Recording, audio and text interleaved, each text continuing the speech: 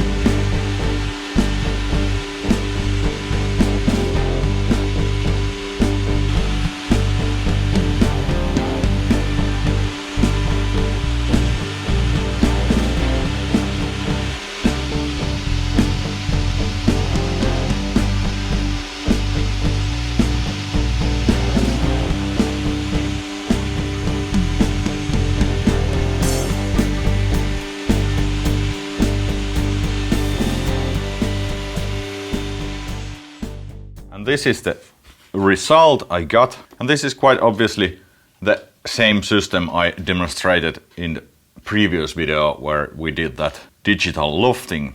But I got a few very good comments on that video, and I'm gonna change the method a little bit for what I explained in that video. That is, I'm going to use these plywood pieces as a part of the frames, so I don't have to tape them and protect them from the epoxy, but these are going to be actually part of the frame. And then we're just going to fill the void here with the laminated wood. So this is quite a simple jig. So this is the bottom plywood where we have just these holes for these bungs, and then we have these spacers here. They consist of 3 12mm plywood in this case, and then we have this top piece that fits on those holes, and it should align them perfectly. And then we are going to put these wood slats around here and put some epoxy between, and then just push them against these spacers like that. But as you can see, they are going all over the place, so we're going to start now by gluing these as one piece so they won't come apart.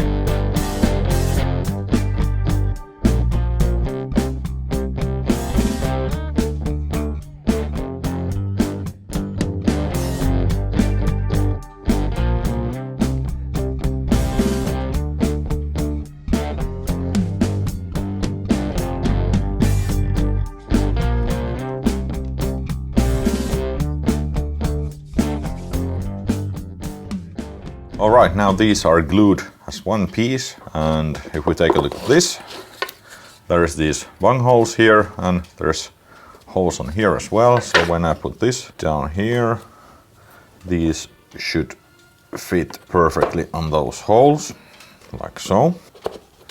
And of course this other piece comes on top here. Now I take these slats, these should bend right here.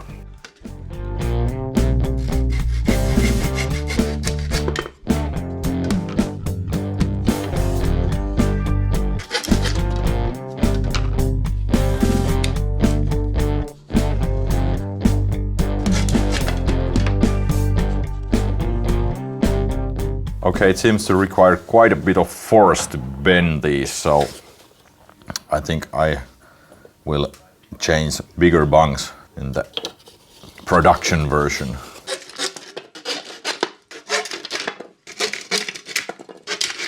Alright, now the thickness of this pile is enough on this end, but on this end, as you can see, there's a lot of gap to fill.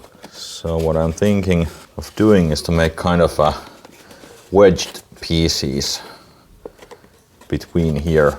It is quite a lot of force. I'm not sure if these bungs can actually handle this force, but now what I have learned already is that these pieces should be quite a bit bigger.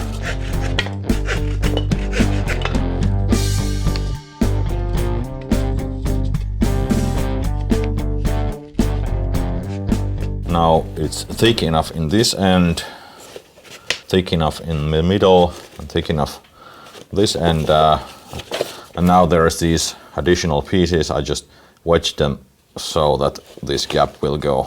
Yeah, I don't have proper tools to do that here, but I think I'll just use knife. This is bad.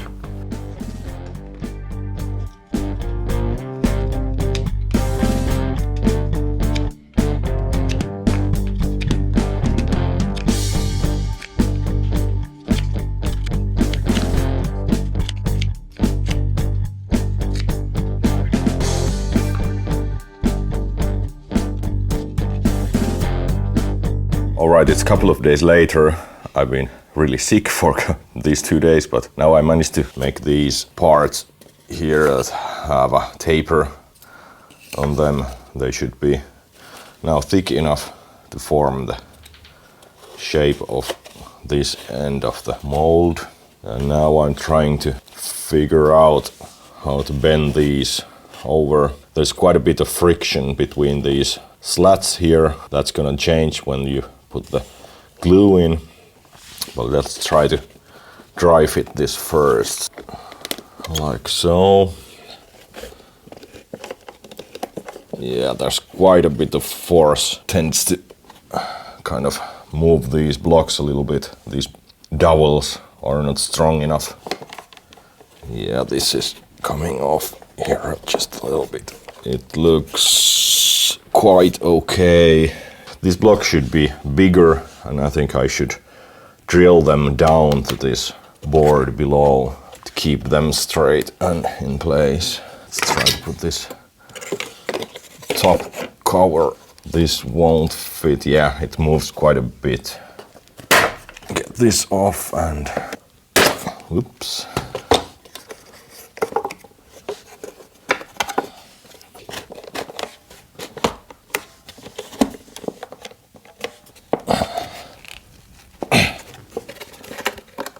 There's quite a bit of play here.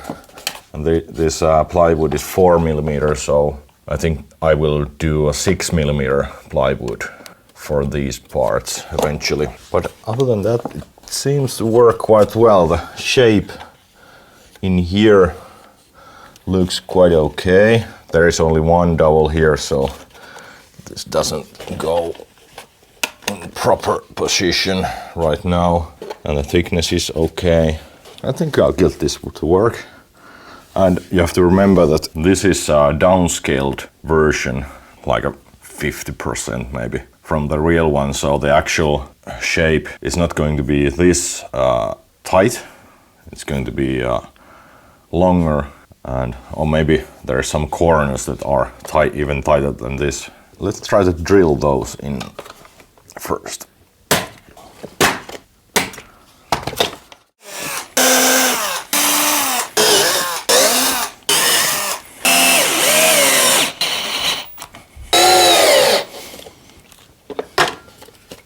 Alright, now these are screwed down. They still should be bigger like this, so they wouldn't bend like this.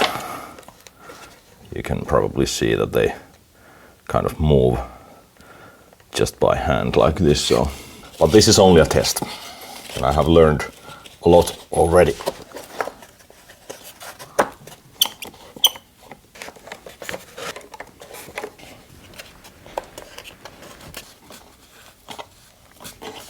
Alright, now it looks and feels a lot better. It's not perfect, I think, but I think it's good enough for this test. Slats look quite alright. There's small gaps here where I put these tapers. They are not perfect, so that doesn't matter. I think the thickened epoxy will fill those gaps.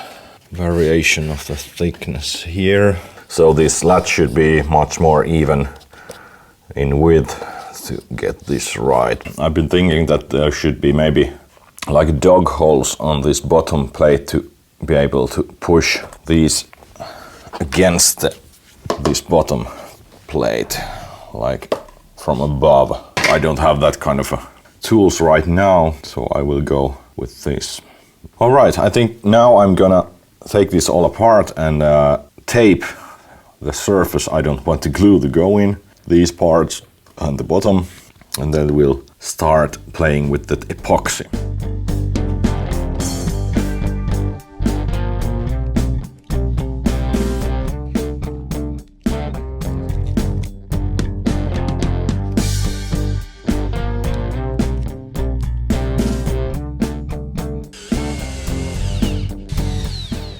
Now I think I have everything ready to go. I have mixing cups, I have some epoxy and hardener, I have silica, the slats are here ready, gloves, mixing sticks, weighting device, I don't remember the name right now, trash can, and yeah, everything should be ready. This epoxy I'm gonna use is, I think it's Epidion 100:13 mixing ratio, so that's why I'm using the weighting rather than volume. And I think I will start by making just a plain epoxy and wetting on these surfaces, and after that I will make a mix of epoxy with the filler, and then I will glue them in place. And one additional reinforcement is the cat hairs that are all over the place here, of course. So yeah, cat hair reinforced epoxy coming up soon. Let's begin.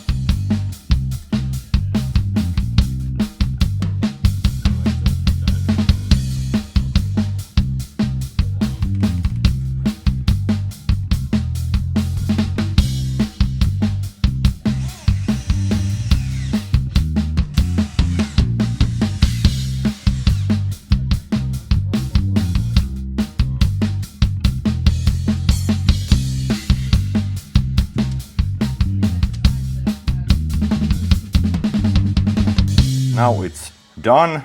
Everything went quite smoothly. It is quite a bit more slippery than without the glue, so that's good. I think there should have been a little bit more glue in those tapered edges, but that's all right. This is just a test and kind of figuring out this process. And these top and bottom pieces that make the shape, they should be a little bit thicker so that they keep the shape better. So this is 4 millimeters. This is a little bit too clumsy. When you put the pressure here, it moves the shape. But I put some screws here, so I think it will glue down just fine like this.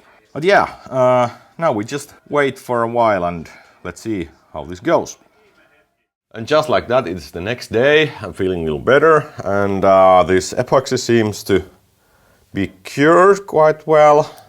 That's a good sign. My mixing ratios are correct. Let's try to take these away now. The moment of truth.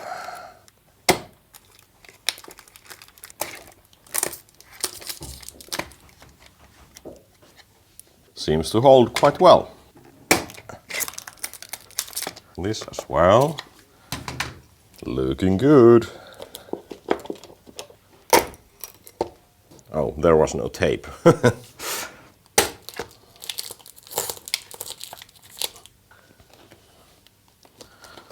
Now it just should release from this tape here. All right, I just remembered there is these screws under here, so no wonder it doesn't come off.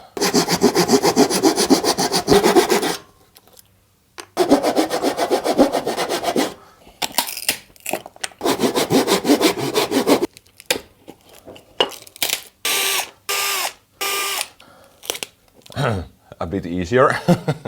Now we can ditch this one, and here we have it. Okay, let's see. Yeah, it's not perfect. There's a bit of gap here, so it wasn't pressed enough down on this end. But on this other side it looks quite all right. There's also a gap right here. I think the glue up itself, this feels very solid. There was no spring back at all, which was the thing we were looking for here. So I think this method will work. I need to do some tweaks for the process, but other than that, it feels okay. Now this just needs a bit of a cleanup, and I'm not gonna do that here. I'm gonna take this to the workshop in a few days when I get a little better.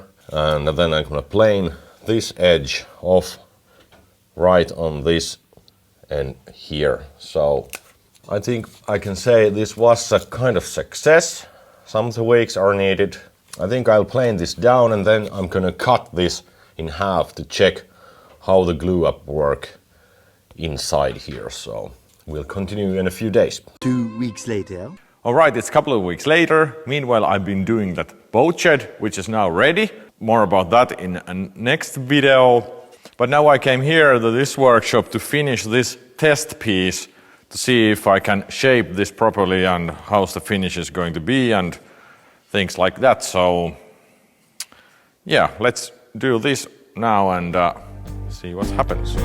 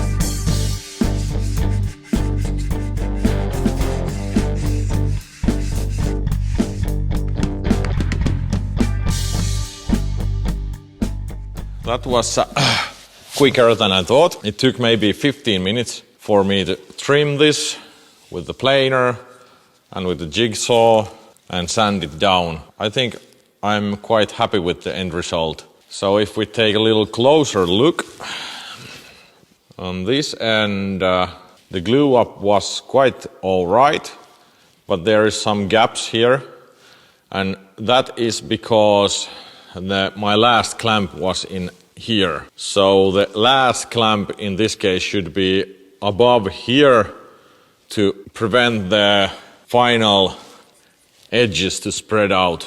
There should be plenty of extra here and clamp it down in that end, so this final edge will be gapless. And of course you can notice the gap over here as well, so that's because I didn't have a proper clamping in this way, so I need to have a good clamping above as well. It's a bit worse on this end here, so quite a bit of gap there. So these are things that I should be able to tackle. But the other end looks very, very good. This is just because one of the slats were too short in this case, but these edges look perfect. So that's what I'm looking for here. Then there is of course the issue of plywood. It tends to tear when you're cutting it with jigsaw. So I have to be very careful with this in the final frames. And the most important edge, this one which will form the shape of the boat, this looks quite good, I think. I think this was a successful proof of concept. So little adjustments needed for the glue up process. Some careful cutting needed to prevent tear-ups of this plywood. I think this will be very good. And this feels so solid. There's no way I can do anything for this. Is very, very strong. So far, so good. And you have to remember this is downscaled part, so the final frames will be 75 to 80 millimeters wide. This is maybe 40, so double the width. And in this direction, the minimum thickness will be 80 millimeters as well. So basically double the size of this. So you can imagine this is already very, very, very strong. So the final frames will be bulletproof. All right, now when I have this one here, I think I will now cut it in half from where there is these additional slats, and maybe I try to remove this top layer of this plywood to see how the glue up went down there. But first I'm gonna take some photos to post in Instagram.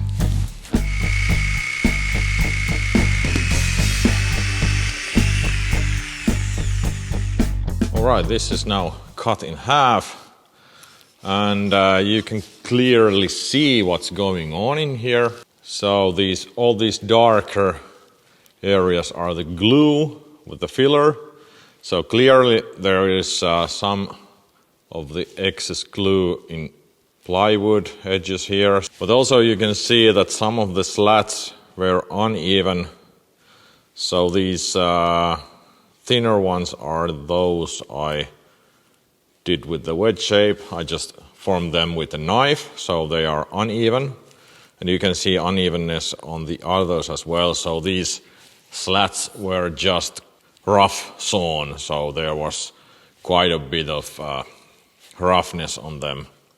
So I think the slats should be a little smoother as well. But there's no voids, no air gaps except for some in here up and down. I think I am quite happy with this. Those few things to keep in mind. I think this result is good enough. And now I try to get this top plywood off here to see the gaps between the wedged slats.